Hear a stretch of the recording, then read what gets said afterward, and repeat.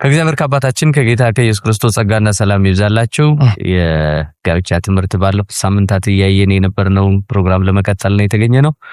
ዛሬም እንደተለመደው ወንድሞች አብረውኝ ያሉ ባለፉት 2-3 ፕሮግራሞች ወንድም ጸጋዬ ጋር ነበር ያቀረብነው። አሁን ደግሞ ወንድም ሮዳስ አብሮን ይቀጥላል ማለት ነው። ባለፈው ያየነው ቅድመ ጋብቻ ነበር።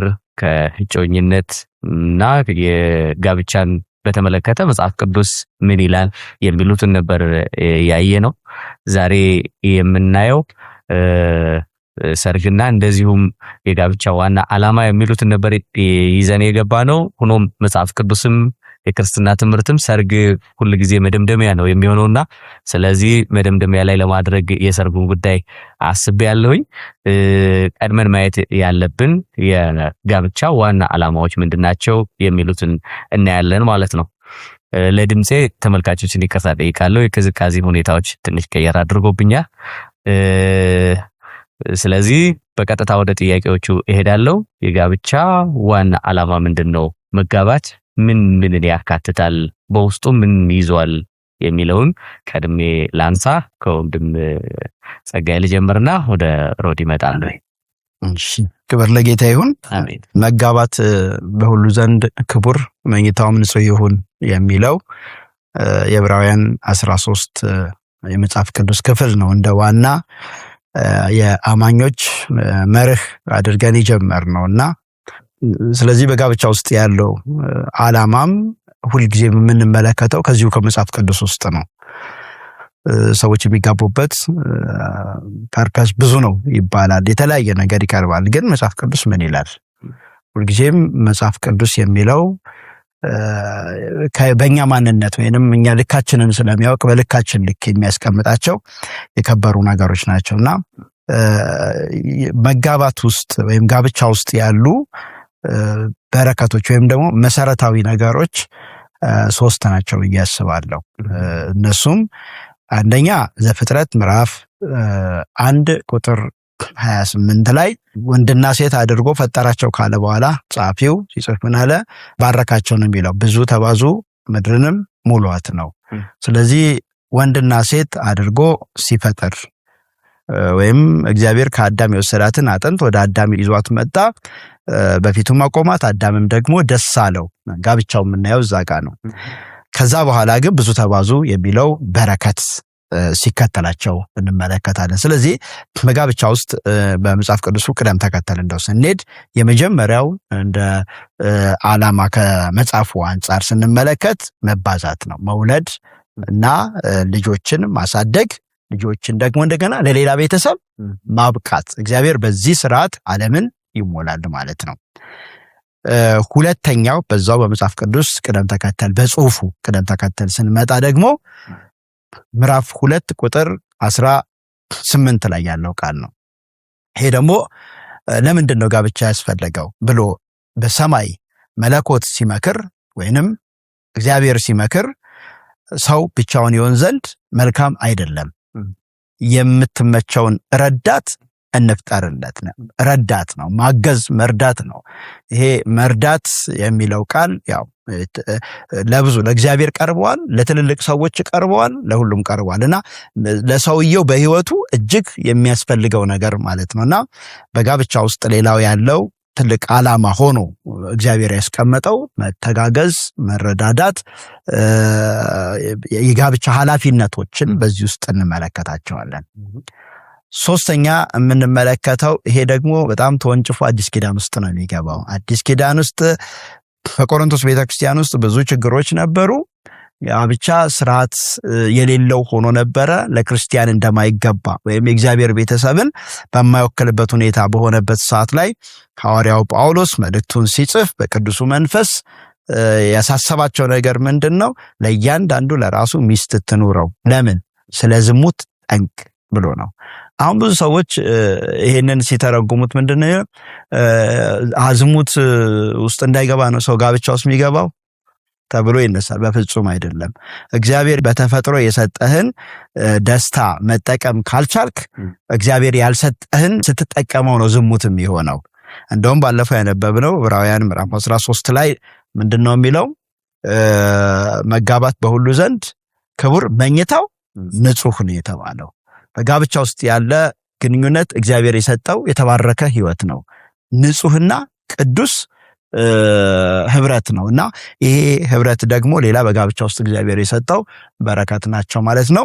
እነዚህን ነው አብዛኛው የጋብቻ ቤዚክ ነገር ሆነው የምንመለከታቸው ማለት ነው። በጣም ጥሩ እንጀምሮ አንዱን ዓላማ እናንሳውና ተንሽዛን እንሄድበታለን። መተጋገዝ ከሚለው ላይ ወይም መተባበር መረዳዳት የሚለውን ብናነሳው ደስ ይለኛል። መቅደም ያለበትን ጉዳይ ስለሆነ ከዛ ወደ ልጆች እንመጣለን ማለት ነው።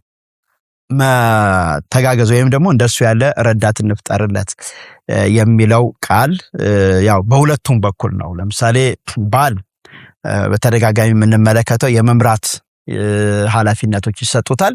ሚስት ደግሞ ማገዝ ወይም ደግሞ የመገዛት ጠባይ ይሰጣል ማለት ነው። ወይም ማለት ኃላፊነት መጽሐፍ ቅዱስ አስቀምጧል። እንደው በሁለቱም በኩል ምናልባት ወደፊት በተለያዩ በትምህርትም ልናነሳው እንችላለን ዲቴል። ግን ሴት 4 ኃላፊነቶች አሏት ብዬ አስባለሁ በጋብቻ ውስጥ። የመጀመሪያው የሚስት ትልቁ መጽሐፍ ቅዱስ በጣም ቦልድሊ ያሰመረበት ትገዛ የሚል ነው። ለባሏ መገዛት። ይሄ ሚስት ለባሏ መገዛት የሚለው ቃል የሚገርመው ብዙ ወንዶችም ባይባል የሚፈልጉት ነው። ቃሉን በአግባቡ ስላልተረዳ ነው ይመስለኛል። ግን እግዚአብሔር ካለ አንድ ነገር ማመንታትም የለብንም አይደለ? ጳውሎስ እኮ ብሏል ለተገለጠልኝ ነገር ከስጋና ከደም ጋር አልተማከርኩም ምን ያለው። መገዛት የሚለው እና ብልጫ አለ ወይ በባልና በሚስት መካከል? አዎ በትዳር ውስጥ ብልጫ አለ። መጽሐፍ ቅዱስ ገና ሲጀምር የምንመለከተው ነገር አለ። በወንድና በሴት መካከል ያለው ግንኙነት እርሱ ራስ ነው፣ እሷ ደግሞ አካል ነች። በቃ እንደ ቤተሰብ እንደዚህ ነው መኖር የሚችሉት። ሲፈጠር እዛ ውስጥ ማየት እንችላለን በሴትና በወንድ መካከል ያለውን ልዩነት። ለምሳሌ ቀድሞ የተፈጠረ ይለናል። ምንም መጽሐፍ ቅዱስ ያለውን ነው ማድረግ ያለብን። በመሰረቱ ይሄንን እውነት የሚረዱ ወንዶች ሚስቶቻቸውን በደንብ ያከብራሉ። ምክንያቱም ተፈጥሮንና እግዚአብሔርን ስለሚያከብሩ። ቀድሞ የተፈጠረ አዳም ነው ተብሎ ከተቀመጠ በኋላ እሷ ተፈጠረች አለ። ሴት በማህበር ዝም ትበል የሚለውን ሐሳብ ሲያነሳ መጽሐፍ ቅዱስ። ስለዚህ ቀድሞ መፈጠርን እንመለከታለን ዘፍጥረት ላይ። ሁለተኛ ደግሞ መለኮታዊ መርሆች፣ ቀጥታ እግዚአብሔር ኮሚኒኬሽን ያደርግ የነበረው ከወንዱ ጋር ነው። በምድር ላይ ያሉትን አሁን በኋላ አብራችሁ ግዙ የተባሉት አለ። የመጀመሪያ የተሰጠው ለወንዱ ሆኖ እንመለከታለን። ከዚያ ሴቷ የመጣችው ከየት ነው የሚለውን ስንመለከት ደግሞ ከወንዱ ውስጥ ነው የወጣችው። አሁን ይሄ የብሉይ ኪዳን ወይንም ደግሞ ያኔ ገና ፍጥረት ጅማሬ ላይ ያለ ጉዳይ ብቻ አይደለም፣ ቀጣይ ነገር ነው ሁሌም። ምክንያቱም እዛው ቆሮንቶስ ላይ ይነግረናል ሴት ከወንድ ናት እንጂ ወንድ ከሴት አይደለም ብሎ በትክክል አካል እንደሆነችና ከወንዱ እንደተገኘች እግዚአብሔር ያስቀምጠልናልና ይሄን እንመለከታለን። እዛው ዘፍጥረት ላይ በመታለል ደረጃ ልክ ከወንዱ ጥላ ስር ስትወጣ ብቻዋን ስትሆን ደግሞ እንዴት እባቡ ቀድሞ እንዳገኘና ቤቱን እንደበጠበጠው ወይም ደግሞ ያንን የተፈጥሮ ስርዓት እንዳናጋው እንመለከታለን። ከዛ በኋላም ያው ስም ያወጣው ለሚስቱ ራሱ አዳም ነው። ምክንያቱም አንድ ስም የምታወጣውም ኃላፊ በሆንክበት የበላይ በሆንክበት ነገር ያንተ በሆነ ነገር ነውና አንዳንድ ጽሁፎች ላይ ብዙ ጽሁፎች ላይ አይነበቡም እንጂ ብዙ ጽሁፎች ላይ እንደውም ሲስተማቲክ ቲዮሎጂ ላይ ይመስለኛል ወደ 10 ነው ምናምን ነጥቦችን ሁሉ በዚህ ጉዳይ ላይ ዘርዝሮ አይቻለው ብዙዎቹንና ሌላው አዲስ ኪዳን ላይ ስትመጣ በስፋት ነው የሚገኘው። ኤፌሶን መልእክት ላይ ሚስቶች ሆይ ለጌታ እንደምትገዙ ለባሎቻችሁ በሁሉ ተገዙ ነው የሚለው። ደግሞ ሚስት ባሏን ትፍራ የሚል ነገር እንመለከታለን። ቆላሲስ ላይ ታገኛለ። ጴጥሮስ መልእክት ደግሞ አንዳንድ ሚስቶች ለምሳሌ ባሌ ደካማ ነው ከኔ በመጽሐፍ ቅዱስ ያነሰ ሆኖ እንዴት ነው ለሱ መገዛው ቢሉ ጴጥሮስ መልእክት ምንድነው የሚለው? ያልተማሩ ባሎች ቢኖሯችሁ በመገዛት ለእምነት ታዛዥ እንዲሆኑ ታደርጓቸዋላችሁ፣ ተገዙ ብሎ ያስቀምጣል። ስለዚህ ብዙ ማየት እንችላለን እንደው እንደ ትምህርት ስለማናነሳው ነው እንጂ በጣም ብዙ ስንመለከት መገዛት የሚለው ቃል የሚስት በጣም ቤዚክ ነገር ሆኖ እንመለከተዋለን ማለት ነው። ይሄንን አለማድረግ አደጋ ነው የሚሆነው። ይሄ በጣም በታሪክም በብዙም ነገር ማየት እንችላለን። እንደውም አንድ ጸሐፊ ምን ብሎታል? አንዲት ሴት ለባሏ የማትገዛ ከሆነ ዘመኗን ሁሉ የሐዘንና የሰቆቃ የልቅሶ ህይወት ታሳልፋለች። ይሄ ብቻ ሳይሆን አለመገዛቷን በልጆቿ ታጭደዋለች የሚል ያስቀመጠው የሕያው እግዚአብሔር ቤተክርስቲያን የሚለው የተተረጎመው መጽሐፍ ላይ ማየት እንችላለን። እና ለአንዲት ሴት በትዳሯ ደስተኛ ለመሆን በባሏ ለመወደድ የተባረኩ ልጆች እንዲኖሯት ከፈለገች መገዛት የሚለው እግዚአብሔር የተናገረውን የከበረውን ሐቅ እውነት መዋጥና ለዛ እውነት መታዘዝ ይኖርበታል። ብዙ ምሳሌ ማንሳት እንችላለን። ለምሳሌ ምዕራባውያን እኩልነን የሚለው ፕሪንሲፕል አመጡ፣ ግን ምን ጠቀማቸው? እየፈረሱ ነው እየተመለከትን ያለ ነው። ብዙ ፍቺዎችን እንመለከታለን። የእያንዳንዱን ፍቺ ጀርባ ሄደህ ብትመለከት ትከሻ መለካካት ያመጣው ችግር ነው። ወይም ደግሞ አልገዛም፣ እኔ ሊያዘኝ አይችልም፣ ወይም ደግሞ የሴቶች የበላይነት ምናልባት ወደፊት በስፋት ልናየው እንችላለን። ሁለተኛ መተባበር ነው። ይሄ ምንድነው? በግልጽ ነው፣ ለሁለቱም የቀረበ ነው። ሰው አባቱና እናቱን ይተዋል፣ ከሚስቱም ጋር ይተባበራል ነው። ልክ ሚስትም ደግሞ እንደዚህ ነው። አባትና እናቷን ትተዋለች፣ ሙሉ ለሙሉ ከባሏ ጋር ነው ሙሉ ክሎዝድ የሆነ ነገር ሊኖራት የሚገባው። ሌላ ማንም ሊገባ አይገባም። እንኳን እሱ አይደለም ልጆቻቸው ሊገቡ አይገባም። ሁለቱ በቃ በጣም የተጠባበቀ ማንነት። እናት ልትገባበት አይገባም፣ ወንድሞቿ ሊገቡ አይገባም፣ አባቷ ሊገባባት አይገባም። ትዳሯ ከጀመረች በኋላ የሷና የባሏ ብቻ ነው። ባልም ልክ እንደዚሁ እናየዋለን። ሶስተኛ የምንመለከተው ደግሞ ማገዝ ነው። በጣም እንደውም በስፋት በሚስት የተገለጸው ማገዝ። ይሄ ብዙ ጥቅሶችን ማየት እንችላለን። እንደው የምሳሌ 31ን ሴት ካየን ባሏ አደባባይ ላይ የከበረ ሽማግሌ እንዲሆን ያበቃው ምንድነው ስንል ሚስቱ እቤት ውስጥ የሰራችው ስራ ነው። የደመቀ ቤት ስላለው አደባባይ ላይ እሱ ደግሞ ደምቆ መታየት ቻለ። ይህንንም ምናልባት በደንብ ልንመለከተው እንችላለን። በአራተኛ ደረጃ ባሏን ትውደድ ነው የሚለው ቲቶ መልእክት ላይ ነው ይሄ በይበልጥ የተቀመጠው። አብዛኛው መውደድ ለባል ነው የተባለው፣ ግን ቲቶ ላይ ግን ሚስቶች የእግዚአብሔር ስምና ትምህርት እንዳይሰደብ ወይም ቃል እንዳይሰደብ ባሎቻቸውና ልጆቻቸውን የሚወዱ ይሄ ምንድነው መሰረታዊ ነገር ለቤተሰብ ማድረግ የምትችል በቤቷ ውስጥ የሚጠበቅባትን መሰረታዊ ነገሮችን እንዳታጎድል የሚል ነው። ይሄም ምናልባት በስፋት ባል በተመለከተ 4 ነገሮች አሉ። እነዚህ ፈጥኜ ላንሳቸው። አንደኛ ባል መውደድ ነው። ይሄ በጣም መጽሐፍ ቅዱስ የሰጠው ትልቅ ነገር ነው። መውደድ ሲባል ወይም ደግሞ ራሱ ሆኖ ሲመራ ከሚጠበቅበት ነገር ለምሳሌ ባል ፕሮቴክተር ነው የሚባል አይደል? ጠባቂ ነው። መውደድ ማለት እሷን ሊነካ የሚችል ማንኛውም ነገር ላይ ራሱን መስዋዕት አድርጎ የሚያቀርብ ነው። እንኳን ሊዘልፋት፣ እንኳን ሌላው ሲያቃልላት፣ እንኳን እናቱ አባቱ በሷ ላይ የሆነ ነገር ሲናገሩ ቻለሌላ አይደለም።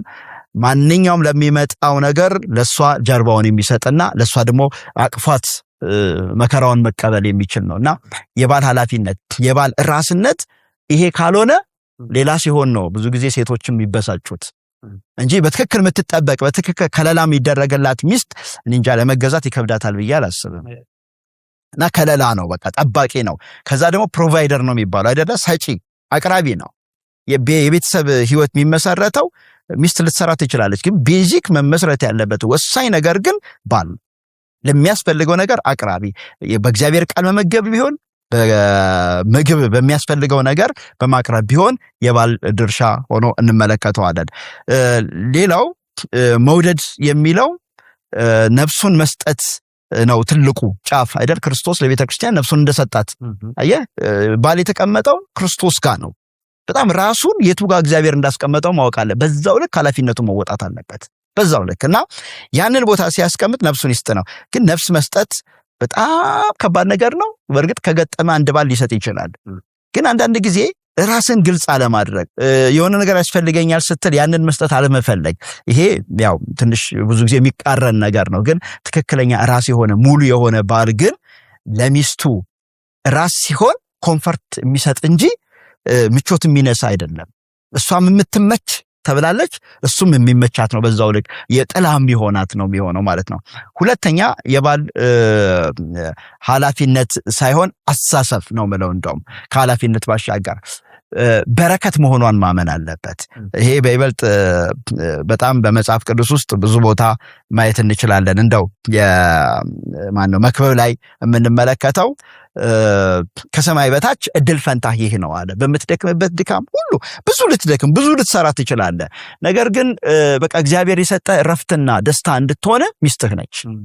በብብትህ ያለች ሚስትህ እሷ ነች። በቃ እሷ ነች ለአንተ ስጦታ፣ እሷ ነች ከፀሐይ በታች በምትደክምበት ነገር በረከት። ይሄ ነው። ከዛ ላይ ሚስትን ያገኘ በረከትን አገኘ ነው። ከአባቶች ሀብት ይወረሳል፣ አስተዋይ ሚስት ግን ከእግዚአብሔር ዘንድ። ስለዚህ እግዚአብሔር የሰጠው ስጦታ፣ የከበረ ስጦታ፣ ውድ ስጦታ፣ ከፀሐይ በታች እጅግ ውድ ስጦታ ሚስቱ ብቻ እንደሆነች መጀመሪያ አእምሮ ላይ ይሄን ማመን አለበት። ከሚስቱ ውጭ ምንም ልጅ እንኳን አይደለም፣ ሚስት ትቀድማለች። ሶስተኛ የባል ኃላፊነት የሚባለው ደግሞ መተባበር ነው። ይሄ በግልጽ የተቀመጠው ነው። እናትና አባቱን ይተዋል ከሚስቱ ጋር ይተባበራል ነው። ብዙ ጊዜ የምንመለከተው በባል ቤተሰብ ሚስት የመጠቃት እድል ይገጥማታል። ብዙ ጊዜ ይሄንን ጥቅስ ስትስት ሁሉም ነገር ታባላሻለህ። በባል ቤተሰብ አይደለም፣ አንዳንድ ጊዜ በልጆች ሚስት ልትጠቃ ትችላለች። ስትናቀ ግዴለሽ ሊሆን ይችላል። ስለዚህ እሱ ሙሉ ለሙሉ ሐሳቡም ልቡም ከሷ ጋራ ክሎዝድ የሆነ ማንነት ሊኖረው ይገባል። ማድመጥ አለበት። ያለሷ ፈቃድ ምንም ማድረግ የለበትም። ቤተሰቦቹን እንኳን ማገዝ ቢኖርበት ሁሉም ነገር ከሷ ጋራ ተማክሮ ማድረግ አለበት። ያናል ነው። አራተኛ በጣም ቤዚክ የሆነው ነገር አንደኛ ጴጥሮስ ምዕራፍ 3 ላይ ያለው ቃል ነው። ምንድነው የሚለው? ደካማ ፍጥረት ናቸውና በማስተዋል አብራችሁ ኑሩ። ከዛ ብሎ ምን ይላል? የሕይወትን ጸጋ አብረው እንደሚካፈሉ አድርጋችሁ አክብሯቸው፣ ጸሎታችሁ እንዳይከለከል። ይሄ ማክበር የሚለው ቃል ይሄ ብዙ በይበልጥ ኢትዮጵያ ውስጥ ያሉ ብዙ የባሎች ችግር ነው። ሚስትን አመናጭቆ ለመናገር፣ ሚስትን አጎል ነገር በሰው ፊት ማዋረድ፣ እንኳን ይሄንን አይደለም ውስጥህ እንኳን ንቀት ሊሰማህ አይገባም። ለምን ካልክ በጣም ትልቅ አደጋ ነው። እግዚአብሔር ሰማይ ይዘጋባል። ሚስትን ባዋረድክ መጠን፣ ለሚስት ደግሞ የሚገባውን ሪስፔክት ባልሰጠህ መጠን እግዚአብሔር ሰማዩን ነው የሚዘጋብ። እዚህ ጋር ብቻ አይደለም። ሚልኪያስም ላይ አንድ ጥቅስ አለ። የልጅነትን ሚስት ደግሞ እሷን ባልንጀራህን አታለሃልና መስዋዕትህ አልቀበልም በእንባ ትከደናለህ ነው። እንደውም ሰዎቹ እንደዛ በእንባ ተከደኑ፣ መስዋዕታቸውን አልተቀበለም። ለምን ሲሉ የልጅነት ሚስትህ ደግሞም ባልንጀራህን አታለሃልና ነው። ስለዚህ በጣም ከባድ ነው። ከአምልኮ ጋር ይገናኛል ማለት ነው። ቤትህ አምልኮ ላይ የሆነ ተጽዕኖ ይፈጥራል ማለት ነው። ቤትህ ከእግዚአብሔር ጋር ያለው ግንኙነት ያበላሽባል ወይም ደግሞ ያሳምርልሃል ማለት ነው። በጣም ሰፊ ሐሳብ ነው። እግዚአብሔር ይመስገን። በመጽሐፍ ቅዱስ ውስጥ ያልተገለጠ ትምህርት የለም። እያንዳንዱ መመሪያዎቻችን ሁሉ እዛው ነው የምንቀዳውና በጣም ብዙ ሐሳቦችን አንስተሃል። እኛ እያነሳን ያለነው እግዚአብሔርን እንፈራለን ለሚሉ ሴቶች ነው አይደለ? እግዚአብሔርን እንፈራለን ለሚሉ ሴቶች መገዛትም ይሁን መተባበርም ይሁን መረዳዳትም ይሁን መታዘዝ፣ ለጌታ በሚገዙበት መገዛት ነው ለባሎቻቸው የሚገዙት። መገዛት እንዴት ልትገዛ ትችላለች ብሎ እኩልነትን ወይም ኢኳሊቲ የሚባሉ ተርሚኖሎጂዎችን አንስተው ለሚከራከሩ ሰዎች የራሳቸው ዓለም አላቸው። የሚዳኙበት ህግም አላቸው የራሳቸው የሆነ። ግን እግዚአብሔርን እንፈራለን ለሚሉ ሴቶች መጽሐፍ ቅዱስ ምንድነው የሚለው? ለባሎቻቸው ይገዙ። ኦኬ፣ ባሎችስ ሚስቶቻቸውን ይውደዱ። ለሚወዷቸው ባሎቻቸው መገዛት የማይችሉ ሴቶች አሉ ብዬ አላስብም። በተለይ በእኛ ሀገር እንዲያው እንደ ጥያቄ ማድረግ ላንሳውና በእኛ ሀገር አማትና ባራት አይግባቡም ነው የሚባለው አይደለ? ምንድነው ችግሩ? የባል ችግር ይመስለኛል እንዴ። በእናቱ መካከልና በሚስቱ መካከል ያለውን ጋፖች እኮ ማወቅ አለበት አንድ ባል። ለምሳሌ አንድን የምናውቀው ሰው እንጠይቀውና ከሚስትህና ከእናትህ ማንን ትወዳለህ ብትለው ብዙ ሰዎች ያጋጠሙ ምንድን እንዴ በእናት የሚተካ ነገር አለ ይላል አይደል እንዴ? ትክክል ነው ወይ? እንደዚህ ይባላል ወይ? ሲጀመር ከሚስት የሚበልጥበት ነገር አለ ወይ ለአንድ ባል ወይም ለአንድ ወንድ? ይህንን በአግባቡ ያልተረዱ ወንዶች ከሆኑ ሚስቶችን በአግባቡ መምራት ስለማይችሉ እነሱም ላይገዙላቸው ይችላሉ እና በዚህ ላይ የበለጠ ጥያቄ ይኖራቸዋል ብዬ ስለማስብ ተመልካቾች የበለጠ ወንድ ፕሮዲክት አነሳው ጥሩ ነው። ብዙ ጊዜ እንደዚህ አይነት ጥያቄዎች ሲነሱ ወደ ልብ የሚመጣው ሐሳብ ጥያቄዎቹ በራሳቸው ልክ አይደሉም፣ ጤናማ ጥያቄዎች አይደሉም። ንጽጽሮሾች እንድንሰራ መጽሐፍ ቅዱስ በየትኛውም ስፍራ አይፈቅድልንም። ሁሉም ስፍራ አለው፣ ሁሉም ቦታ አለው። እናት እናት ነች፣ አባት አባት ነው፣ ሚስት ሚስት ነች፣ ልጅ ልጅ ነው። ሁሉም ስፍራቸውን ሲጠብቁ ልክ ይመጣል። የአንዱን ስፍራ ግን በሌላው ስፍራ የሌላኛውን ስፍራ በሌላኛው ላይ ምንደርብና ምናነጻጽር ምናሽቀዳድም ከሆነ ግን ችግር ውስጥ እንገባለን። አሁን ለምሳሌ እናት የራሷ ክብር አላት። አንድ ሰው ካገባ በኋላ ቤተሰቡን የመርዳት ኃላፊነት ይኖርበታል፣ ሊቀጥል ይችላል። ሚስት እዚህ ጋር ገብታ ከዚህ በኋላ እናትን እንዳትጎበኝ ቤተሰብን እንዳታይ የማለት መብት የላት፣ መጽሐፍ ቅዱስ ጋር ትጋጫለች። በዛኑ ቅጽበት ደግሞ እናት በቤተሰብ ውስጥ ገብታ ደግሞ ሚስትን ልታዝ ሚስትን ልትናገር መብት የላት እና ሁሉም ቦታውን መጠበቅ ነው ያለበት፣ ማነጻጸር የለበትም። በቃ ለሚስት ያለኝ ፍቅር ለሚስት ነው። መጽሐፍ ቅዱስ በዚህ መልኩ እንደወዳት አድርጎኛል። ለእናቴ ያለኝ ፍቅር ለእናቴ ነው።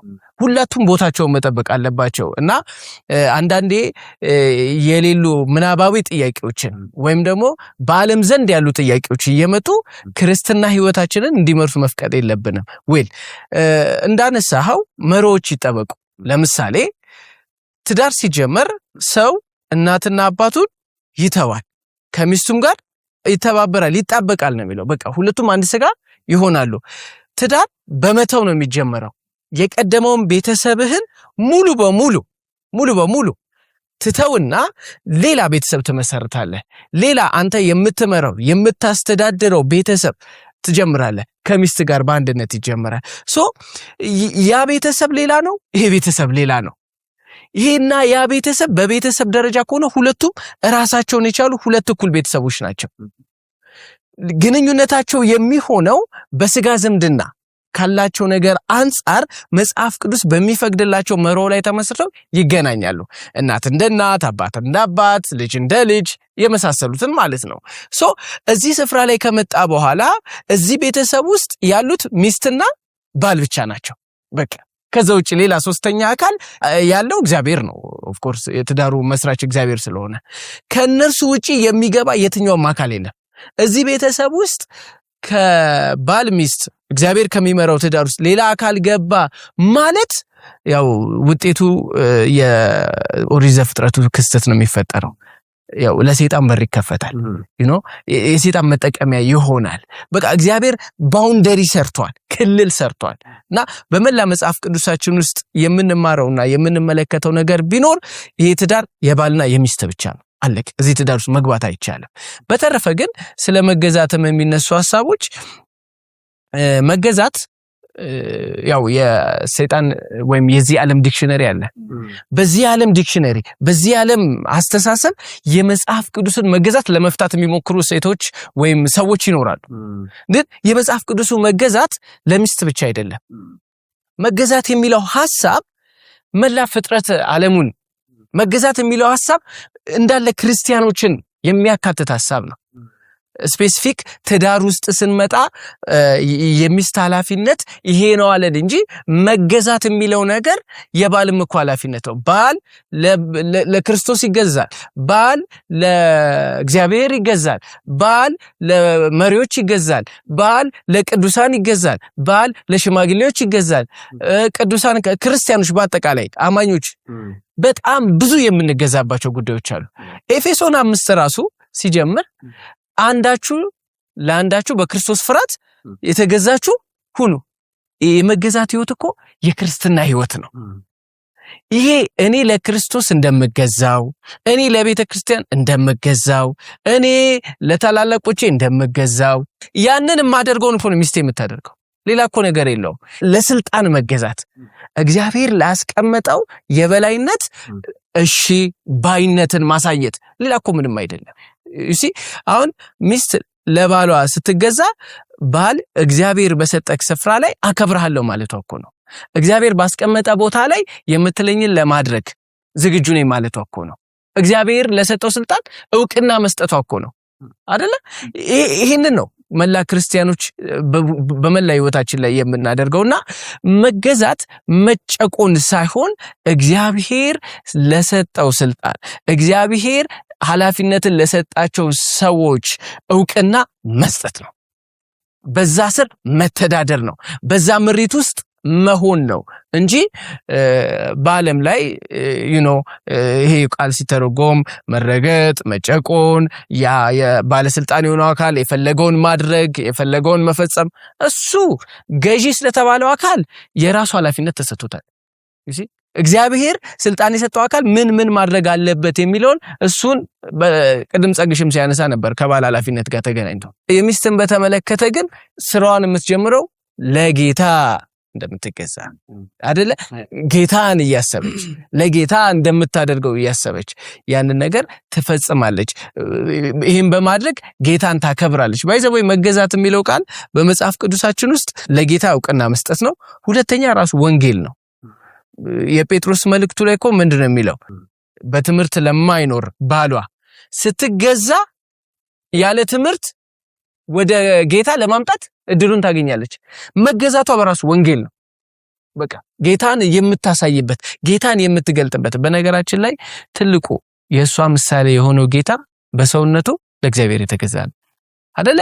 ለሞት ያውም የመስቀል ሞት ድረስ እንኳን የታዘዘ ሁን የመጨረሻ ድረስ ለእግዚአብሔር በቃ የክርስቶስ ራስ እግዚአብሔር ነው ተብሏል። በዛ ስር ሆኖ እስከ መጨረሻው ፈቃዱን ትቶ መሻቱን ትቶ በጣም አስከፊውን ነገር ለመፈጸም እንኳን እስከ መጨረሻው ወረደና እግዚአብሔርን አከበረ። ይሄ በመታዘዝ ውስጥ ያለፈውን ጌታዋን እያሰበች ሚስት ከመጽሐፍ ቅዱስ ጋር ማይጋጩ ነገሮች እግዚአብሔርን የማያከብሩ ከሆኑ ነገሮች በመራቅ በእግዚአብሔርና በመጽሐፍ ቅዱስ ሲመጣባት ትጠነቀቃለች። ግን መጽሐፍ ቅዱስ ጋር ማይጋጩ ነገሮች በሆኑ ነገሮች ላይ ሁሉ በመገዛት ባሏን ስትተባበር ለባሏ ረዳት ስትሆን የማያምን ባሏ እንኳን ወደ ክርስቶስ የማምጣት ትላላት። በጣም ጥሩ። እኔ ብላነሳ የነበረው እሱን ነው። በእውቀት ለሚያንሷቸው፣ በእምነት ለማይመስሏቸው፣ እንደገና ደግሞ በትምህርት በአካዳሚም ጭምር ለሚያንሷቸው ሴቶች እንዴት ሊገዙ ይችላሉ የሚለውን ነው። ይሄ ጴጥሮስን መልሶልናል፣ እናንተም አንስታችሁታል።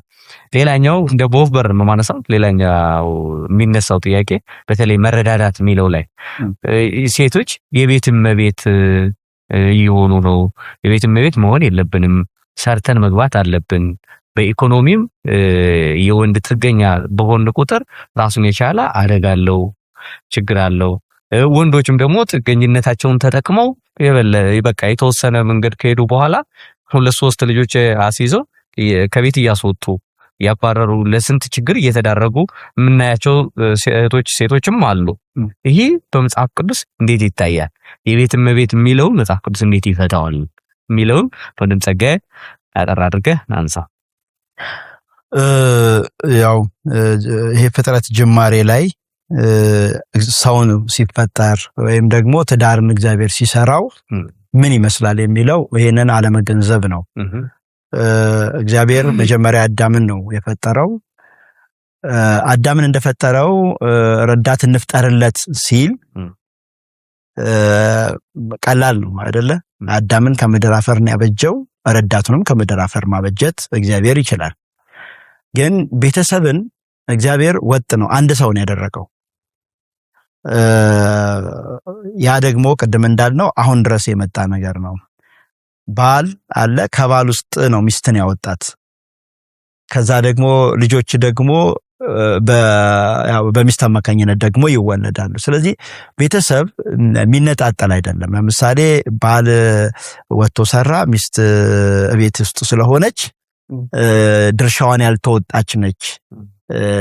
በመሰረቱ ይሄ አለማወቅ ነው። እንደው ይሄ ተው መንፈሳዊነት አያስፈልገውም፣ ትንሽ ህሊና ያስፈልጋል።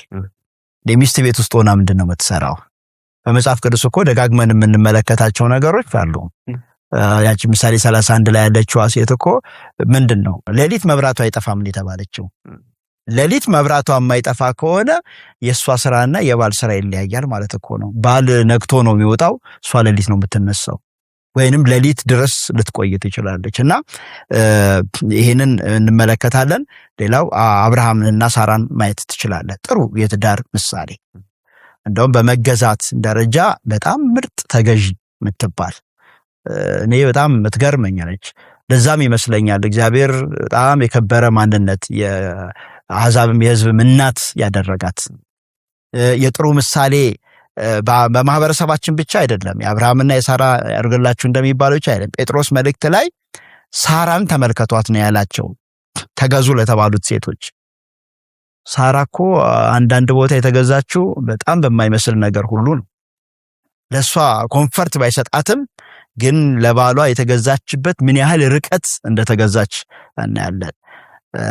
እና ታዲያ ምንድን ነው የሚለው መጽሐፍ ቅዱስ? እግዚአብሔር ወደ አብርሃም ቤት ሲመጣ አብርሃም በድንኳኑ ደጅ ነበረ። ሁልጊዜም ያው የባል ድርሻ አብዛኛው እንደው መሰረታዊ ነገር መጽሐፍ ቅዱስ የሚያስቀርበው መስክ ላይ ያለው ነገር ነው።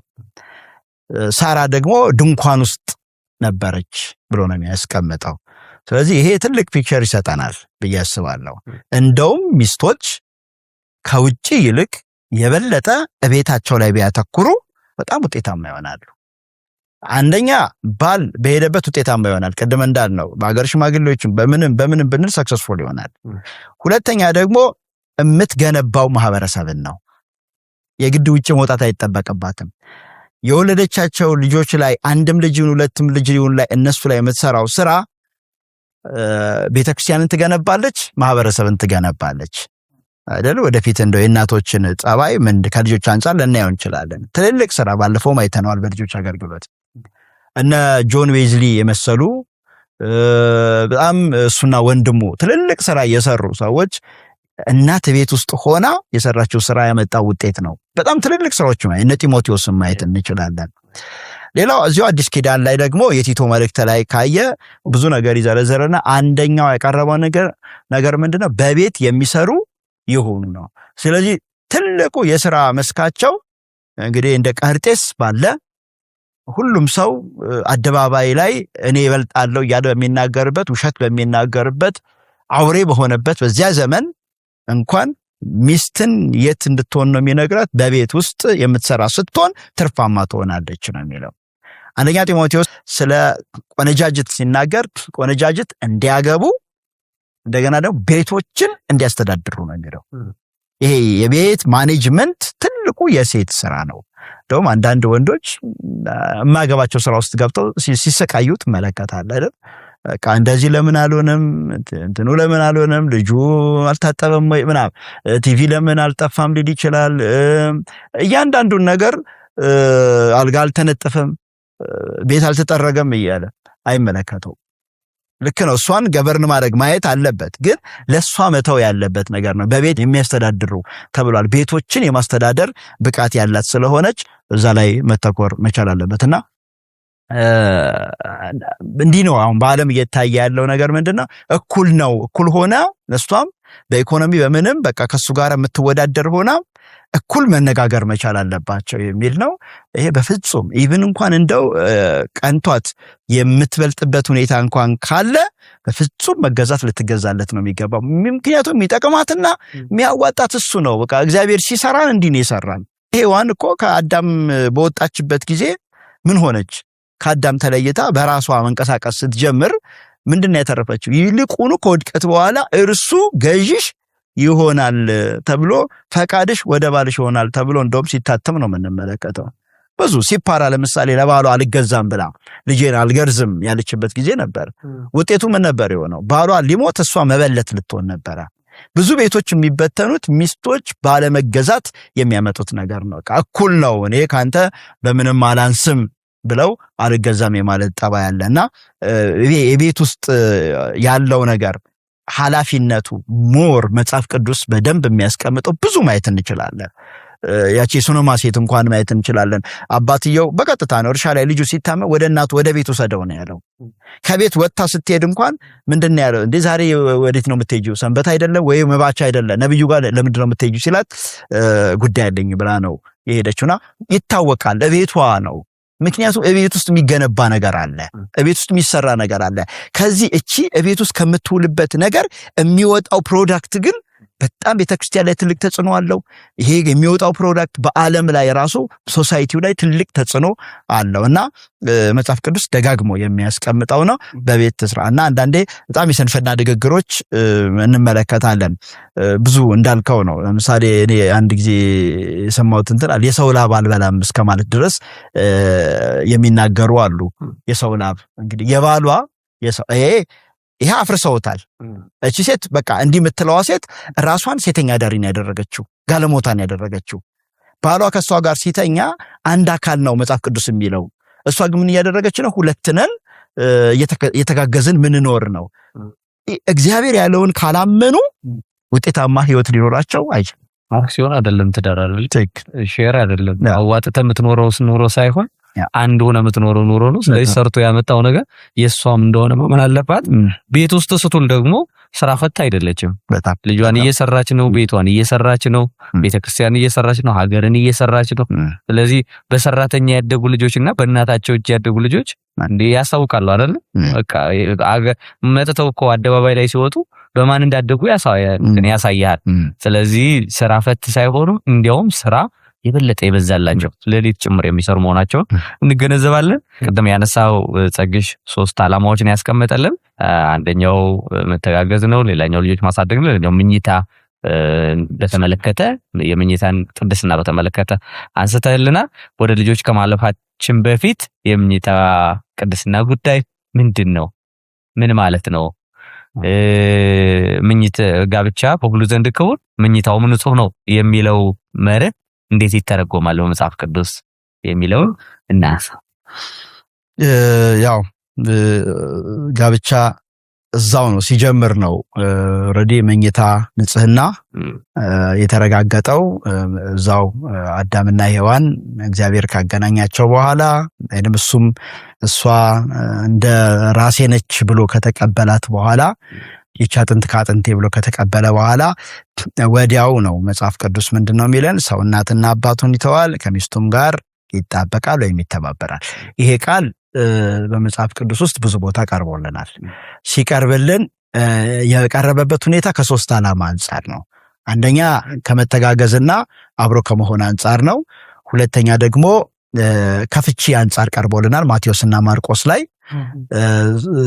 ሶስተኛው ደግሞ ከግንኙነት አንፃር በይበልጥ ከግብረ ስጋ ግንኙነት ወይም ደግሞ ይሄ ሩካቤ ስጋ ከምንለው ከሱ አንፃር ነው የቀረበው። በይበልጥ አንደኛ ቆሮንቶስ ምዕራፍ 6 ላይ በቀጥታ አንድ ሰው ከሌላ ሰው ጋር የሚያደርገው የትዳር አጋሩ ካልሆነች ሴት ጋር የሚያደርገው ግንኙነት መጽሐፍ ቅዱስ ዝሙት ነው የሚለው። ዝሙት አለው፣ እንደገና የዝሙት ጠንቅ አለው። የዝሙት ጠንቅ የሚለው ምንድነው? ብዙ ችግሮች ይዞበት ሊመጣ ይችላል። እንደገና ደግሞ የክርስቶስን ስጋ በይበልጥ ክርስቲያን ሲሆን ማለት ነው ከጋለሞታ ስጋ ጋር አንድ ማድረግ ብሎታል። ለምን አለና ከጋለሞታ ጋር ግንኙነት ቢያደርግ ሁለቱ አንድ ይሆናሉ ተብሏልና ነው። ስለዚህ ሁለቱ አንድ ስጋ ይሆናሉ የሚለው እውን የሚሆነው ከጋብቻቸው ቀን ጀምሮ የሚደረግ ነው። ከዚህ ቀን ጀምሮ የሚደረገው በሁለቱ መካከል ያለው ሩካቤ መጽሐፍ ቅዱስ የሚለው ምንድነው? ንጹህ ነው የሚለው፣ የተቀደሰ ነው እና እግዚአብሔር በሰው ልጆች ላይ ያስቀመጠው ንጹህ የሆነ ነገር አለ። ለምሳሌ ይሄንን ለዚህ ጉዳይ በደንብ የሚያብራራው ክፍል አንደኛ ቆሮንቶስ ምዕራፍ 7 ነው። ከዝሙት ጠንቅ እንዲድን ለእያንዳንዱ ለራሱ ሚስት ትኑረው፣ ለእያንዳንዷ ለራሷ ባል ይኑራት። ለይበልጥ አንደኛ ቆሮንቶስ 7 ብዙ ጊዜ መጽሐፍ ቅዱስ ስለ ሚስት ስለ ባል ሲናገር አንዳንዴ ባል ላይ ነው የሚያተኩረው፣ አንዳንዴ ሚስት ላይ ነው የሚያተኩረው። ቅድምም እኔ ሳነሳም ከሚስትን የጀመርኩት አይደለ? ብዙ የመጽሐፍ ቅዱስ ክፍል ቆላሲስ፣ ኤፌሶን፣ ጴጥሮስ ሁሉም የሚጀምሩት ከሚስት ነው። ሚስት ላይ ትኩረት ያደርጋሉ። ከሚስት ጀምሮ ወደ ባል ሄዳሉ። የዚህኛው የቆሮንቶሱ ግን ሁለቱንም እኩል ነው የሚያነሳቸው። ለእያንዳንዷ ለራሷ ባል ይኑራት፣ ለእያንዳንዱ ለራሱ ሚስት ትኑረው። ለምን? ከዝሙት ጠንቅ እንዲድኑ። ዝሙት የሚባል ነገር አለ። ዝሙት የሚባለው ነገር ምንድን ነው ስንል ያው ቀደም አንስቼዋለሁ። ምናገባው ከዝሙት ልንድን አይደለም። ምናገባው እግዚአብሔር ባስቀመጠልን መርህ ስንሄድ እግዚአብሔር በወንድና በሴት ውስጥ ያስቀመጠው የተቀደሰ ፍላጎት አለ፣ የተቀደሰ መሻት አለ። ይሄ የተቀደሰ መሻት፣ ይሄ የተቀደሰው ፍላጎት እግዚአብሔር ደስተኛ እንድንሆንበት አይደል? ከሰማይ በታች ካለው ነገር ሁሉ በምትወዳት ሚስት ብቻ ነው መደሰት የምትችለው። በይበልጥ እነ ማነው መልእክቶች ላይ ምሳሌዎች ላይ መክብብ ላይ እንዲህ ያሉ ነገሮች በደንብ ነው የሚያቀርብልን። አንዳንድ ቦታ እንደው በጣም ግልጽ አድርጎ ሁሉም ያስቀምጥበት ሁኔታ አለ። ስለዚህ ይሄንን ስታጎለው ማግባት የሚገባ እድሜ ስትደርስ ለአንተ ይሄ ፍላጎትህ ይሄ የተቀደሰው እግዚአብሔር በውስጥ ያስቀመጠው መደበኛው ፍላጎትህ መነቃቃት ሲጀምር ማግባት የሚገባ እድሜም ደረሰ ማለት ነው። ከዛ በኋላ አታገባም። አንተ በተለያየ ምክንያት ማግባትን ስታቆም ይሄ መሻትህን በማይሆን ሁኔታ ውስጥ ልታውለው ትችላለህ። ያንተ ያልሆነችው ጋር ሄደህ ልተኛ ትችላለህ። ከዛ በኋላ መጽሐፍ ቅዱስ የሚለው ምንድነው? ይሄ ዝሙት ነው። ዝሙት ደግሞ ዝሙት ሆኖ ብቻ አይቀርም፣ ጠንቅ አለው። በጣም አደገኛነቱ እሱ ነው። የዝሙት ጠንቅ የሚባሉት ነገሮች ምንድናቸው? ብዙ ነገሮች አሉ። አንደኛ ቀጥታ የክርስቶስን አካል ማበላሸት ነው። የክርስቶስን አካል ወስጄ የጋለሞታ ብልት የጋለሞታ ላድርገውና ምን አደረከው ማለት ነው? በክርስቶስ ማንነት ላይ ራሱ አሉታዊ ነገር ፈጽመሃል ማለት ነው። በቤተ ክርስቲያን አሉታዊ ነገር ይዘህ ቆሻሻ ነገር ይዘህ መጣል ማለት ነው። እንደገና ደግሞ እግዚአብሔር ለዚህ ነገር ይበቀላል ተብሏል። ተሰሎንቄ ሁለተኛ ተሰሎንቄ ነው አንደኛ ተሰሎንቄ ላይ በይበልጥ በዚህ በዝሙት ጉዳይ ወንድሙን አያታልል ነው የሚለው። አያታልል እግዚአብሔር ያስቀመጠው መርህ አለ መለኮታዊ፣ ያንን ይከተል። የሚያታልል ከሆነ ለዚህ ጉዳይ እግዚአብሔር ይበቀላል ነው የሚለው። በይበልጥ ይሄ ሌሎች ኃጢአቶች ላይ መጽሐፍ ቅዱስ እዛው የሚናገረው ከስጋ ውጭ ነው። ይሄ ግን በገዛ ስጋ ላይ የሚደረግ የገዛ ስጋህን የሚጎዳ የገዛ ስጋ ብቻ አይደለም። አንድ አባወራ ሲያመነዝር ሚስቱን በዛው ልክ እያረከሳት ነው፣ ልጆቹን በዛው ልክ እያረከሰ፣ ቤተሰቡን በዛው ልክ እያረከሰ ነው። እና ያ ነው። ከዛ በተረፈ ደግሞ ማመንዘር የሚባለው ቃል ምን ያህል አእምሮን የሚያቆሽሽ እንደሆነ ብዙ ባለሙያዎች ይናገራል። ያ ሰው አይረጋጋም። ከዛ በኋላ ያ የፈጸመውን አመጽ እንዳይነቃበት ለመደፋፋት የማይቆፍረው ነገር የለም፣ የማይበትነው አፈር የለም። ቤት ውስጥ ሆኖ ገብቶ እንኳን ደስተኛ ላይሆን ይችላል። ብዙ ነገር ነው የሚያበላሽበት። እና ይሄ ሰው እግዚአብሔር የጠበቀለትን ልክ ማግባት በሚገባው እድሜ በደረሰ ጊዜ ስለ ድንግልናው አይፈር ነው የተባለው። እዛ እድሜ ላይ ሲደርስ እግዚአብሔር ሆይ ስጠኝ ነው በቃ። እንደ አዳም ወደ ላይ እንደ ይስሐቅም በቃሉ መፈለግ አለበት። አግኝቶ ከዚች ሚስቱ ጋራ ይሄንን የመኝታ ንጹህ መኝታ የተባለው አይደል? አንዳንዴ የሚታፈርበት ነገር ማወቅ ያስፈልጋል። ዝሙት ይታፈርበታል። መዳራት የሚያሳፍር ነው። ሴሰኝነት የሚያሳፍር ነው። በጋብቻ ውስጥ ያለው መኝታ ግን መጽሐፍ ቅዱስ ምንድነው ያለው? ንጹህ ብሎታል። የተቀደሰ ነው። እግዚአብሔር ባርኮ የሰጠው እንዲደሰቱበት የሰጣቸው ነው። ይሄንን ነገር የተጠበቀና የተቀደሰ ስለተባለ ሊታፈርበት አይገባም። ከዛ በተረፈ ይሄ ደግሞ መጠበቅ አለበት። መጠበቅ ያለበት ለምንድን ነው? ብዙ ባለትዳሮች ይሄንን የራሳቸው መብት አድርገው ቆጥረውታል። ካገቡ በኋላ አሁን ቀደም እንዳልነው ኢኮኖሚካል በተለያዩ ነገሮች የራሷን አቋም ልታራምድ ትችላለች፣ ወንድም የራሱን አቋም ሊያራምድ ይችላል። በፍጹም ስህተት ነው። ቆሮንቶስ መልእክት ቢለን ምንድነው? መብት የለህም ነው። በገዛ ስጋዋ ላይ መብት የላትም ነው። መብት ያለው ለባሏ ነው። ልክ ባሏም ደግሞ በገዛ ስጋው ላይ መብት የለውም። መብት የሚስቱ ነው ከተባለ ስለዚህ ምንድነው ማለት ነው? ሁለቱ አንድ አካል ከሆኑ በኋላ ሚስት ከባሏ ጋር አብራ መተኛ ስትፈልግ ባል ኦፕን ነው መሆን ያለበት። ሚስትም ልክ እንደዛው ባል ሲፈልግ እሺ ነው ማለት ያለባት። ለእግዚአብሔር ቃል እየታዘዘች ነው፣ እየተገዛች ነው።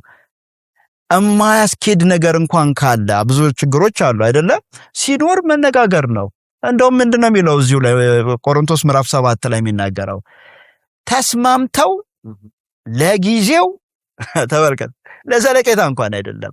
አንደኛ መስማማት በገዛ ፈቃዷ አንዲት እህት ኖን ያልፈልግም በቃ ታወኝ ልተኛበት ብዙ ነገር ልትል ትችላለች። ወይም ደግሞ በተለያየ መንገድ ባሏ ከሷ ጋር እንዳይተኛ ልታደናቀፍ ትችላለች። አንዳንዴ ሽምግልና ላይ የሚገጥሙ ነገር አለ አይደለ? ምንድነው ጥያቄያችሁ ሲባል ማታ ማታ ቶሎ አተኛም ታመሻለች። እኔ ደክሞኝ ነው የምገባው፣ እሷ ዕቃ ስታጥብ ስታንኳኳ ታድራለች እና ይሄ እኔ ሰላሜን ነስቶኛል ይላል። አሁን ይሄ እንግዲህ ምናልባት ግልጽ ነው። እዚህ ላይ መቼስ ሽማግሌ ሆኖ ካልገባው እና እንዲህም ሆኖ ታገኘዋለህም ደግሞ ስትነጋገርና ማደናቀፍ ራሱ አሁን ይሄ ከሷ የሚጠበቅ ነገር አይደለም። ምክንያቱም የእግዚአብሔርን ቃል ዳይሬክት እየጣሰች ነው ያለችው። የማይሆን ከሆነ እንኳን ተነጋግረው አሳምነው፣ እሱም ደግሞ የማይፈልግ ከሆነ ደግሞ ተነጋግሮ አሳምኖ ጉዳዩን አስረግጦ ነግሮ ለዛውም ለጊዜውም የተባለው መቼስ ልክ ነው። ሌሎች ነገሮችም ይኖራሉ፣ ግን ለጸሎት ነው የተባለው። ፍጹም ጤንነት ከሆነ ኖርማል ከሆኑ ለጸሎት ተስማምተው ለጊዜው ካልሆነ በቀር መከላከል በፍጹም አይችሉም ተብሎ የቀረበው ነገር አለና ብዙ ክርስቲያኖች ይሄንን የረሱት ይመስለኛል። እንደገና ጋብቻ ውስጥ ያለው ግንኙነት እንደ ሀፍረት እንደ ሼም በጣም ሊነሳ የማይገባው ባልና ሚስት እንኳን ስለዚህ ጉዳይ ላይ ማውራት በጣም ይከብዳቸዋል። አንዳንዱ እዚህ ላይ ሼም ይዘውና ግን ምናልባት አንዳንዴ በጣም እርኩስ የሆኑ እነዚህ ፖርኖግራፊ የሚባሉ ፊልሞችን ደግሞ እያየ ከሌላ ሴት ጋር ሊዳራ ይችላል። እዛ ፊልሙ ላይ በጣም ከባድ ነው። እግዚአብሔር የሰጠህን ንጹህ ነገር እያለ እግዚአብሔር የሰጣት ይቺው ሔዋን እዚሁ አጠገብህ እያለች ፊልም ከሰራች ሴት ጋራ እዚህ ትዳራለህ፣ ከሷ ጋራ ነው።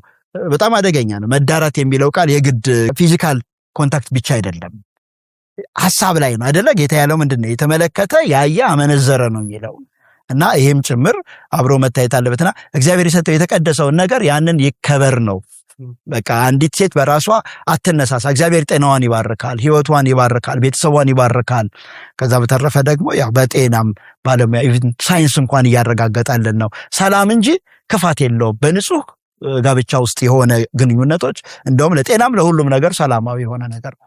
ከመኝታ ንጽህና ጋር በተገናኘ መጽሐፍ ቅዱስ የሰጠውን ያህል ትኩረት ቤተክርስቲያንም ባለትዳሮችም ይሄንን የሚያስተምሩ ወገኖች ሊሰጡ ይገባል። ለምን መጋባት በሁሉ ዘንድ ክቡር ነው አለና መጽሐፍ ቅዱስ ኢሚዲየትሊ ያስከትሎ ያመጣው የመኝታ ጉዳይ ነው። የመኝታ ጉዳይ፣ የመኝታ ንጽህና ጉዳይ በተለይ በአሕዛቡ ዓለም ምን ያህል የተበላሸ ልምምድ እንደነበረ መልእክታት በራሳቸው ነግረውናል። ለቆሮንቶስ ችግር ነበር፣ ለተሰሎንቄ ችግር ነበረ፣ ለኢቨን በአይሁዶቹ ዘንድ እንኳን ሳይቀር ትልቁ ሰይጣን የትዳርን መምታት ከሚፈልግባቸው ነገሮች አንዱ የሥነ ምግባር ብልሽት ነው፣ ኢሞራሊቲ ነው። ሰዎች ከጋብቻ ውጪ እንደፈለጉ እንዲኖሩ በማድረግ ጋብቻን እንዳይናፍቁት፣ ጋብቻን እንዳያከብሩት ማድረግ ነው። ይሄ ጾታዊ ነገሮች ላይ በሙሉ አይምሮን ያበላሻል እና አንዳንድ ሰዎች ለምንድን ነው የማታገቡት ሲባሉ ይሄ ጾታዊ ነገር ብቻ ነው የሚታያቸውና ሰይጣን ከዚህ የምታገኙት ይሄ ነው፣ ይሄንን ደግሞ በፈለጋችሁት መንገድ ማግኘት ትችላላችሁ የሚል ነገር ያሳያቸዋል። ዘን ለትዳር ያላችሁ አመለካከት ይበላሻል። እንደዚህ ያለ ልምምድ፣ እንደዚህ ያለ አስተሳሰብ ከጋብቻ በፊት ያሉ ብዙ ውድቀቶች በዓለም ላይ በሚበረታቱበት፣ ሰዎች እንደሞኝ በሚታዩበት ዘመን አንተ ከሴት ጋር ጾታዊ ግንኙነት ከሌለ በዚህ ወጣትነት በዚህ እድሜ ተብሎ እንደ ኋላ እንደቀረሰው በምትቆጠርበት ዓለም ውስጥ ክርስቲያን ለሞራላዊ ንጽህና ያለው አቋም በጣም ሲሪየስ ነው መሆን ያለበት፣ በጣም ጠንቃቃ ነው መሆን ያለበት። ለምን ሲባል እግዚአብሔርን ከማክበር የራሱን ደስታ የራሱን ሰላም እስከመንጠቅ የሚደርስ ትልቅ ችግር ይዞ ስለሚመጣ፣ እናም ጋብቻ ውስጥ ያለ አንድ ሰው መኝታው ሁልጊዜ በምንም ምክንያት መቆሸሽ የለበት። ሁልጊዜ ንጹህ ነው መሆን። መኝታን የሚያቆሽሹ ብዙ አስተሳሰቦች አሉ፣ መኝታን የሚያቆሽሹ ብዙ ድርጊቶች አሉ የመሳሰሉት ብቻ አልጋህን የሚበጠብጡ።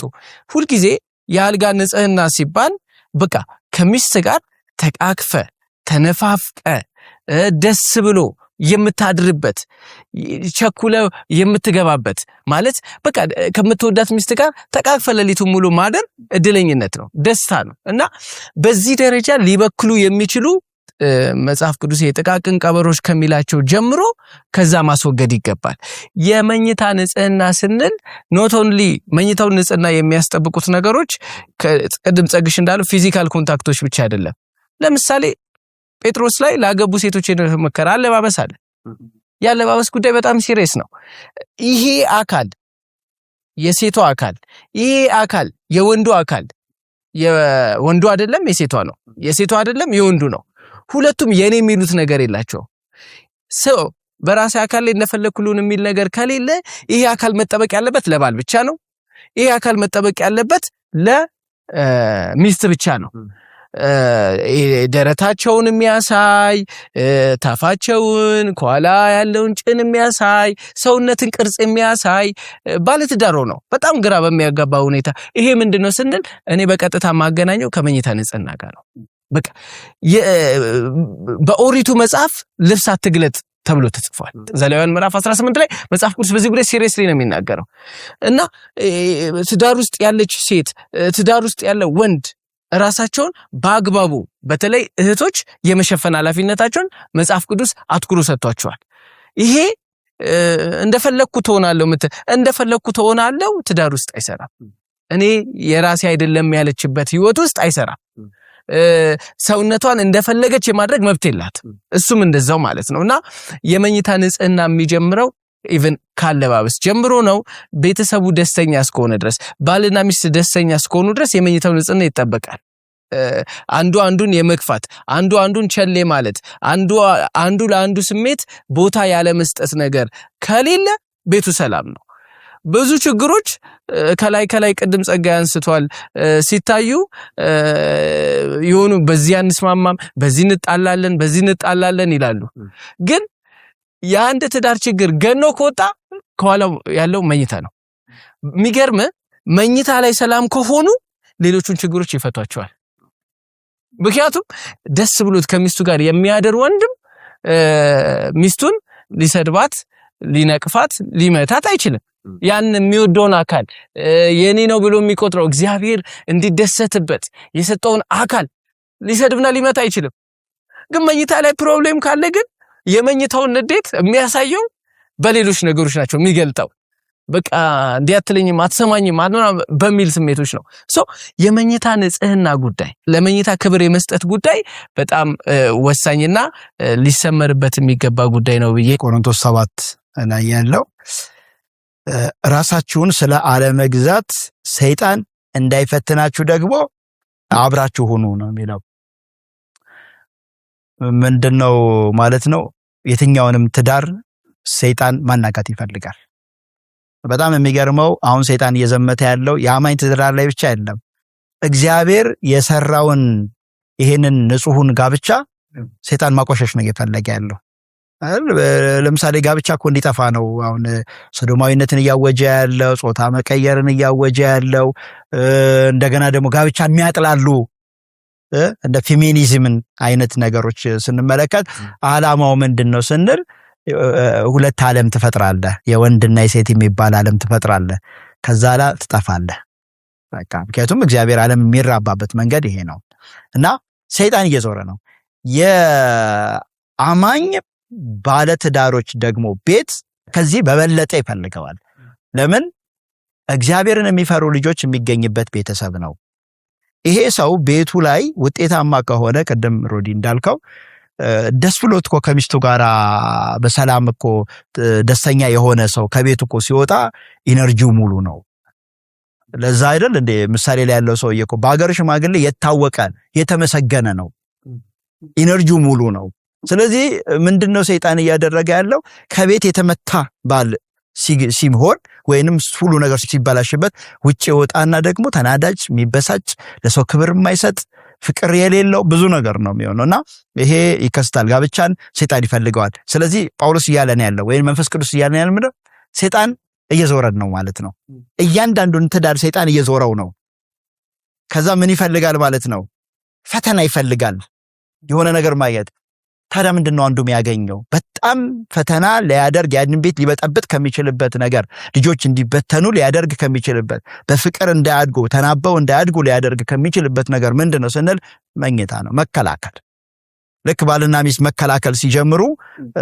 ምንም ጥርጥር በጣም ሴንሲቲቭ ኢሹ ነው ሚስት አይ እኔ አልፈልግም ስትል አሁን ብዙ ሰዎች ጋር ስናወራ ምን የሚገጥሙን ነገሮች ናቸው አይ ዝም ብሎማ አይደለም ይላል ስለዚህ የሆነ ነገር መፈለግ ይጀምራል ምንድነው እንዴት ስሜት ስለሌላት ለምንድነው እምቢ ያለች ሌላ ነገር በሄደ ከዛ ላይ ሰይጣን ደግሞ የሚገጣጠሙ ነገሮችን ያቀርበለታል እርግጠኛ ይሆናል እርግጠኛ በቃ ከኔ ጋር ሌላ ሄዳለች ወይም በሌላ ሜካኒዝም ከኔ መለየት አስፈልጓታል ያለ እርግጠኛ የሚሆንበትን ነገር ይሄው ክፉ ሰይጣን ያዘጋጅለታል ከዛ በኋላ ይሄ ሰው ቤት ውስጥ በመልካም መናገር ያቆማል። ማመናጨቅ ይጀምራል። ልጆችንም ማመናጨቅ ይጀምራል። እሷም ደግሞ ኢግኖር ስትደረግ ልጆቿ ላይ ነው ቁጣዋን ልትወጣ የምትችለው። ከዛ በኋላ ሙሉ ለሙሉ መረባበሽ ነው የሚመጣው። እና መጠንቀቅ ያለብን ምንድነው? ባልም ልክ ኖ ሲል እሷ ደግሞ የበለጠ ትጠረጥራለች። ውጪ ነው የሚውለው እኮ አታውቀውም። ጌታን ያመነችው ባሏን ለጌታ ነው አስረክባ የምትመጣው። እሱም ደግሞ ቤቱን ያከብራል ይወዳል ብላ ነው።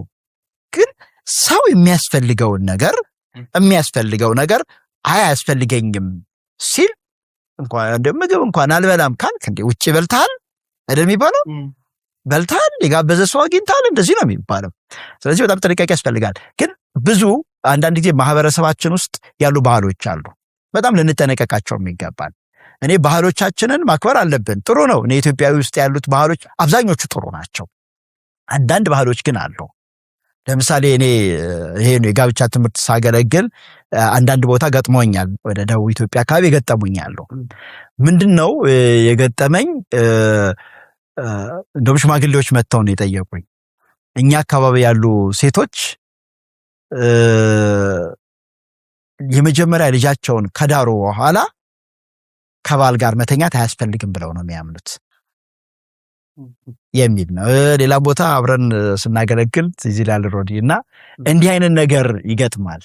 ይሄ በጣም እኔ አሁን እዚህ ላይ የሚያገለግሉ ሰዎች ናቸው ይሄንን ነገር ማስተካከል ያለባቸው። እንዴ ለምሳሌ በገጠር እኮ ህይወት እኮ አንድ ሰው 18 ዓመት እንደው በጣም በዛ ከተባለ 18 ዓመት ሆኖ አገባ።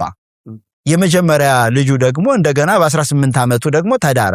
36 ዓመት ላይ ተከለከልክ። ምንድነው የምትሆነው? ሌላ ታገባለህ። ከዛ ላይ ወደ ማመንዘር ይገባል። ይፈቅዳል ማለት ነው ባህሉ። ሌላ እንዲያገባም ይፈቅዳል። እሱ ችግር የለውም። በእርግጥ የሚፈቅዱ አሉ፣ የማይፈቅዱም አሉ። ሳይፈቅዱ ዝም ብለው ሊኖሩ ዝም ብለው ሊኖሩ በቃ ልክ እንደዚህ ነው የሚሆነው። እና ይሄ በጣም አደገኛ ነገር ነውና ይሄንን መጽሐፍ ቅዱስ የሚደግፈው አቋም አይደለም። ለምሳሌ ሳራ ምንድን ነው ያለችው ስለ አብርሃም ስትናገር? ባሌ አብርሃም ጌታዬ ምንድነው አይሆንለትም ነው ያለችው አይደለ? አይሆንለትም በቃ አይችልም ነው። አይችልም እንጂ አይቻልም አይደለም ያለችው። ሌሎቹንም ልክ እንደዚሁ ለምሳሌ ዳዊትን ማየት ትችላለህ። ከሱናማዊቷ ጋር ተኛ፣ አያውቃትም ነበር ነው የተባለው። ለምን? አካሉ ሞቷል። አእምሮ እንጂ የነቃው አካሉ ሞቷል። እና መጽሐፍ ቅዱስ ምንድን ነው ያለ? ከምትወዳት ሚስት ጋር ደስ ይበል፣ እድል ፈንታ ከሰማይ በታች እሱ ነው ሲባል ለተወሰነ ዓመት ኮንትራት ነው እንደሰጠው። እና እዚህ ላይ ትንሽ አንዳንድ ባህሎችም ያው እንዲህ አይነት ነገሮችን ማየት ያስፈልጋል። አንዳንድ ጊዜ ይሄ እንደ ጀብድ የሚቆጥሩት አሉ። ሴቶች ስፔሻሊ ከባሎቻቸውን ኢግኖር ማድረግ እንደ ጀብድ የሚቆጥሩ፣ ጀብድ አይደለም፣ ቤት እያፈረስሽ ነው። ጥንቃቄ ያስፈልጋል። ኢቭን እኮ ኤቭሪ 7ቱንም ቀን 24ቱም ሰዓት ሬዲ መሆን አለባቸው በእድሜ ዘመናቸው በሙሉ ሴትም ወንድም። አንዳንዴ ቀድሞ ማስታወቂያ እንደመስራት ፍላጎትን ለምሳሌ ሴት ልትሆን ይችላል፣ ወንድ ሊሆን ይችላል። ዛሬ አልፈልግም የሚል መግለጫም በተለያየ ቋንቋ ይሰጣሉ። አንዳንድ ትዳር ላይ ዛሬ እኮ በቃ ሰውነቴ በጣም ደክሟል፣ ሰውነቴ ዝሏል፣ ቶሎ ቶሎ አልጋ ላይ ውጪ እያለኝ ነው፣ ጥቅልል ብዬ እንዴት እንደምተኛ አላውቅም ምናምን ትልና ይሄ ማስታወቂያ የሚሰራው ባል እንዳታስበው ዛሬ ወደኔ እንዳትመጣ የሚል ማስታወቂያ ነው። በተቃራኒው ደግሞ ባልም ደግሞ ዛሬ ብታይ በቃ ራስ እንትን ሆኖብኛል ምናምን። መጽሐፍ ቅዱስ አንድ ነው በቃ እንትን ያለን። ቅድም ጸግሽ አንስቶታል፣ ይሰመርበት፣ ለዛውም ለጊዜው፣ እሱም ለጸሎት ስምምነት ካለ ብቻ ለአጭር ጊዜ። ለወር ምናምንም አይደለም። ለወር ጾም ጸሎት እናያዝ ምናምን የሚባል የለም፣ አይሰራ። እሱ ለሰይጣን በር መክፈት ነው እንጂ ለጸሎት አይደለም። ለአጭር ጊዜ ለተወሰነ ጊዜ ከተስማማችሁ ብቻ አድርጉት እንጂ በፍጹም መከላከል አይቻልም። ማስታወቂያ መስራት አይቻልም። እኔ ነኝ ሚስቴን አንብቤ ዛሬ በቃ ደክሟታል፣ ተኝ በቃ እረፊ፣ ችግር የለውም ማለት ያለብኝ እኔ ነኝ እንጂ እሱ አይደለችም። እግዚአብሔር ይመስገን እስካሁን የተመለከትናቸው በውስጡ ሰፊ ሐሳብ ያለው ነገር ግን በበረራ አጠር አድርገን ነው። ተመልካቾች ደግሞ የበለጠ ይህንን ትምህርት የሚያስተምሩ ሰዎች ባጠገባቸው ካሉ ቁጭ ብለው መማር እንዲችሉ እንመክራለን። ቀጣይ ስንመለስ የሰርግ ጉዳይ ነው የምናየው። በሰርግ ነው የሚጠቃለለው። ጥሎሽ ምንድነው? ሽምግልና መላክ ምንድነው? በመጽሐፍ ቅዱስ እንዴት ይታያል የሚለው ይዘን እንመለሳለን። ጥያቄዎች ካሏችሁ በስክሪን ላይ በምናስቀምጣቸው ስልኮች መደወልና ጥያቄ መስጠት ይቻላል። የእውነት ቃል አገልግሎት የሚል ዩቲዩብ ቻናል አለ። እዛ ላይ ገብታችሁ ደግሞ ሰብስክራይብም ኮሜንትም እንድታደርጉ እናሳስባለን። ጸጋና ሰላም ይብዛላችሁ። አሜን።